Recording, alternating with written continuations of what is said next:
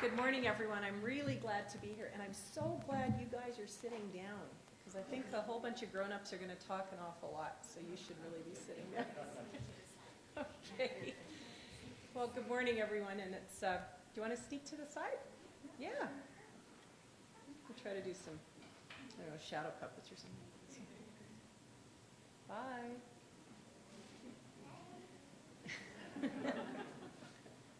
So there's an awful lot of MLAs here today. Joan, thank you very much for that introduction and for allowing us into this facility, which really is a home for so many people in the community. You know, the Kipnis Center for Veterans and the combination with daycare is really impressive. I wanted to introduce some of the MLAs that are here today, and there's quite a few. So I know Jonathan Dennis is here, our Minister of Justice. Fred Horn is here, Minister of Health. Of course, Dave Hancock, Naresh Bhardwaj, Dave Dorward. Jeff Wilson is here from the Wild Rose, and Rachel Notley, of course, who's an incredible social advocate in this city. And it's really, pardon me, and George, I'm sorry, George. I'm sorry, George. And there's a whole bank of cameras, but I'm pretty sure that I've said hello on behalf of everyone, and thank you for being here. You know, it's really exciting to think about in this province what we can do as community. And it is very true that partnerships are the only way to really achieve social success. And I remember being the Justice Minister about 3.5 years ago, and Dave Hancock and I were having a chat. And I had just been to visit the College of Social Workers, and was just learning about every organization in this province, in this city, that does interesting work and important policy work on behalf of community. And the College of Social Workers handed me a document, and they said, well, you've never seen this, but we're going to show it to you, because we show it to everybody else, and nothing ever happens.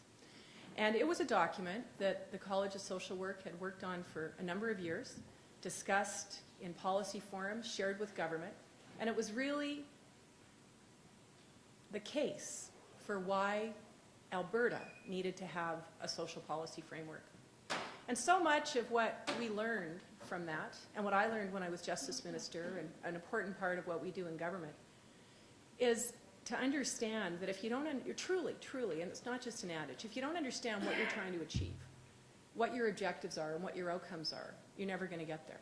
And maybe everyone won't agree that we all want to achieve the same thing. But from our perspective, as a progressive conservative government, we believe in supporting families and communities. We believe in ensuring that every child has the ability to excel, to support education and health care, and the infrastructure that needs to be in place to ensure that that happens. Now, these are very often things that politicians will say, but the fundamental difference is, why do we do it? And how do we acknowledge the important work that's happening at the foundational level to ensure that every child and every family has the opportunity to succeed? In the last year, I am very proud of the fact that Dave Hancock and our cabinet colleagues have led discussions with over 31,000 Albertans talking about what a social policy framework can be and what a social policy framework should look like. That's a dialogue that ensures that as we move forward as Albertans, that we have a common understanding as to what our goals and our aspirations are. And what I've really enjoyed hearing about in these conversations with business and community leaders, with not-for-profit organizations and social agencies, with municipalities and people that are working in our public service, is that they've been frank. And I'll tell you, one of the other reasons that we stay involved in public service in our government is because we know that we can always do things better. And that doesn't mean that we haven't had great success before, but it does mean that we need to strive and think differently about how to deliver services for Albertans in a way that truly respects people that live in our communities. That vision of our province is what has made Alberta what it is today. The result of those conversations, those very frank conversations, is what we are launching today. It is a vision for social policy that defines who we are as Albertans, as people, and as communities. It's one that reflects our aspirations for a province that offers everyone the opportunity to reach their potential and to enjoy the highest possible quality of life. The social policy framework will support and direct the future of Alberta's social policy and programs. It will guide how we come together as partners to ensure that everyone has an opportunity to be fulfilled and to live in a community where they can strive for well-being. It will serve as a roadmap for better collaboration among communities, governments, businesses, not-for-profits, and families, so that we can work together to solve the social issues and to produce better outcomes for Albertans.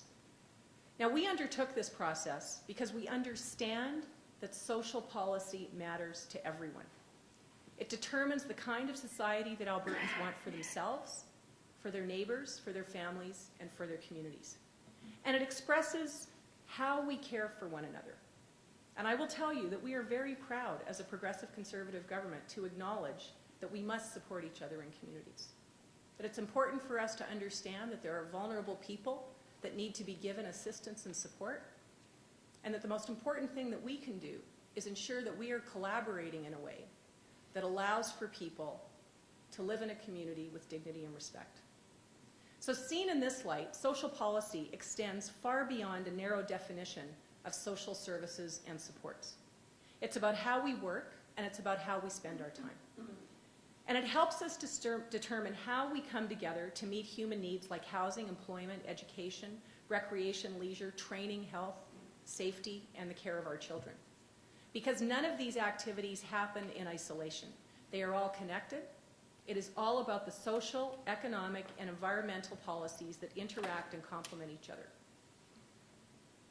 One of the things that I think most Albertans see is that we live in a province with tremendous resources. And we have government that has invested heavily in social programs across this province. But we've also seen over a period of time a number of initiatives and programs that have developed in response to particular circumstances. And at no time have we taken the time to sit down and ask ourselves, how do these connect? And are these connecting in a way that allows us to achieve the social outcomes that we want to achieve for Albertans across this province? Our ability to live in our communities and support each other, whether we work in the public sector, whether we're teachers, doctors, social workers, or whether we're business leaders that are engaged in community, people like the Kipnises who make incredible contributions to our community, is about how we make sure that our policies come together to maximize our full potential. And through the development of a social policy framework, Albertans have provided us with a set of common principles and outcomes that we can work towards and strategies to achieve those outcomes. At every part of the engagement, Albertans expressed a desire for greater collaboration and more long-term planning and partnerships between communities and governments to reduce inequality, because we have to talk about that, protecting vulnerable people, and creating a system of high-quality supports and services focused on the individual and their families. In fact, Albertans highlighted safety, inclusion, health, education, training, recreation, and cultural opportunities as the most important outcomes for their families and their communities, the outcomes that directly impact their quality of life. And they recommended a number of policy shifts, including the need to balance prevention and intervention, a system of supports that puts people first and a focus on outcomes, quality, values, and dignity. There is no quick fix to complex social issues. Change takes time. Dedication and community leadership must be part of achieving this, and we've learned that from experience. Our system of social supports has been addressing many challenges, as I said before, and there are many successes that we can be proud of. However, there are also areas where we can improve, because social challenges persist, and they also change over time as our communities change. We have an opportunity to build on our success by focusing our actions on these persistent social challenges. Alberta's 10-year plan to end homelessness is an example of a true success story. It was founded on strong relationships between government, municipality, and community partners. And together we've come to understand that providing housing first for the homeless, is only the first step, but it's a fundamental step. Dealing with homelessness also means addressing the underlying issues that create homelessness in the first place. We know that we can make the economic arguments. We know that costs for emergency, medical, and other services can total $100,000 per year for every chronically homeless person. When housing and supports are provided to address the underlying causes of homelessness, the costs fall to close to $30,000 per year. And those are important economic arguments, and we need to make those. But the other thing we have to know is that when I talk to people in communities across this province, they simply find it unacceptable that with all of the resources that we have in this province, that we have homeless people that we could support better. And that's the other half of this equation. The 10-year plan to end homelessness, since it was launched in 2008, has ensured that more than 6,600 people have received housing, and approximately 80% of them have remained successfully in their homes, which speaks not to the fact that there was a room or a building available that a person was able to move into, but that partnerships work together to support those individuals to ensure that the challenges that they were facing were dealt with in a way that they could begin to thrive and live more fulfilling lives, because that's what they wanted to do. And that's why Albertans identified initiatives like our 10-year plan to end homelessness as key strategic priorities that need to continue as part of the social policy framework. So we look forward to working with our partners on the framework's other priority actions, like reducing poverty and enhancing early childhood development. Together, we will target supports and services that make a positive difference in all of Albertans' lives so that we can implement transformational change and achieve the results that Albertans want. I entered public life because I wanted to make a difference to the quality of life of Albertans, as one person in a legislature who could be part of the discussion. The social policy framework is another opportunity for over 31,000 Albertans to do exactly the same thing.